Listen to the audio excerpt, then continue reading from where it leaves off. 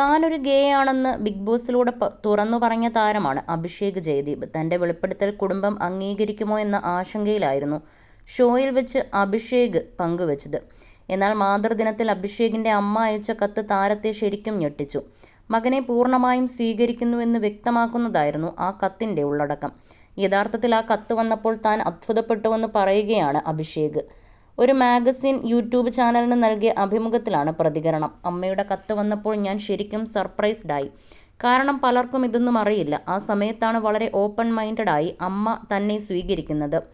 എന്നെ സംബന്ധിച്ച് വളരെ അഭിമാനകരമായ നിമിഷമായിരുന്നു അത്.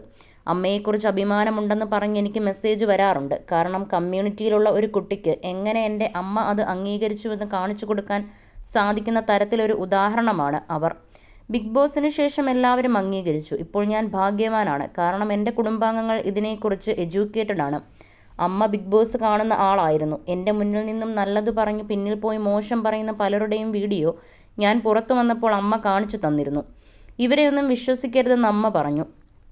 ഷോ കഴിഞ്ഞപ്പോഴാണ് എനിക്ക് വ്യക്തമായ ചിത്രം മനസ്സിലായത്. എന്നെ സോഷ്യൽ മീഡിയയിൽ തെറി വിളിക്കുന്നവരുണ്ട്. അവരോട് ഞാൻ അതേ ഭാഷയിൽ തന്നെയാണ് പ്രതികരിക്കാറുള്ളത്.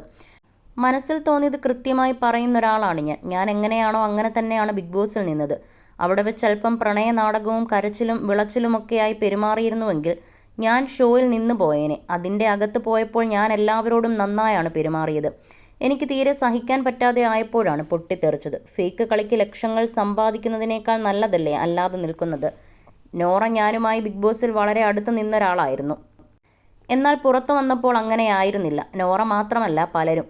നോറ കുറേ കോംബോ ഉണ്ടാക്കാൻ ശ്രമിച്ചിരുന്നു. നോറ ഒരു നിറത്തിലുള്ള വസ്ത്രമിട്ടാൽ അതേ നിറത്തിലുള്ള വസ്ത്രമിട്ട് വരാൻ എന്നോട് പറയും. ഒരുമിച്ചിരിക്കാൻ പറയും. ആ സമയത്ത് നോറയുമായി എനിക്കൊരു ഇമോഷണൽ കണക്ഷൻ ഉണ്ടായിരുന്നു. അവരോട് അട്രാക്റ്റഡ് ആയിരുന്നില്ലെങ്കിലും അത്രയും ക്ലോസ് സ്പേസിൽ ഒരാൾ നമ്മളോട് നന്നായി പെരുമാറുകയാണ്. സൗഹൃദത്തിനേക്കാൾ വലിയൊരു കണക്ഷൻ എനിക്ക് നോറയുമായി ഉണ്ടായിരുന്നു. രാത്രി കിടക്കുമ്പോൾ ഉറങ്ങില്ല. കഥ പറഞ്ഞു തരണമെന്നൊക്കെ പറയും. നോറ ചിലപ്പോൾ കരുതി കാണും അതൊക്കെ എയർ ചെയ്യുമെന്ന്. അതൊന്നും വന്നില്ല. പക്ഷേ എനിക്കറിയില്ലല്ലോ ഇതൊക്കെ നാടകമായിരുന്നുവെന്ന്. പുറത്തിറങ്ങിയപ്പോഴാണ് മനസ്സിലായത് നോറയുടെ ഷോ ആയിരുന്നു അതൊക്കെയെന്ന്. ഞാൻ ആ സൗഹൃദത്തിന് അവിടെ നല്ല വാല്യൂ കൊടുത്തിരുന്നു.